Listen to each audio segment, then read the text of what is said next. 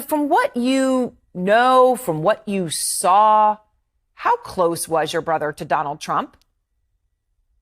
They were very close. They were good friends. Jeffrey used to sometimes tell me things that Donald said that were funny. I know Donald was in Jeff's office a lot back in the 90s. It's documented that Donald flew on Jeff's plane a number of times. I don't know if they ever checked, but I know Jeff flew on Donald's plane also. I don't know if they've ever looked at his flight logs. And they were good friends. I mean, I flew on Jeff's plane.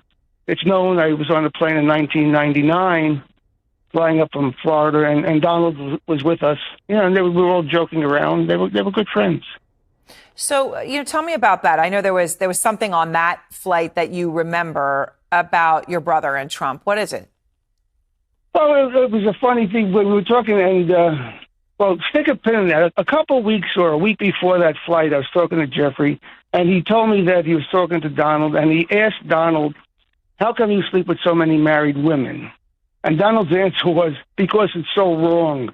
Now, amongst guys, it was a funny line. And then when we were on the plane a week or two later, Jeffrey asked Donald the same question. I know he did that for my benefit so that I could hear Donald say it. And Jeffrey asked him, "How come you sleep with so many married women?" And Donald said, "Because it's so wrong." Now, it's a funny line, but the answer is not the poignant part of the story here. The question is the poignant part, because for Jeffrey to ask him that question, number one, he would have to know that Donald slept with a lot of married women, and he probably got that information from Donald. And it also, implies a confidence. That's not the kind of question you ask a casual acquaintance.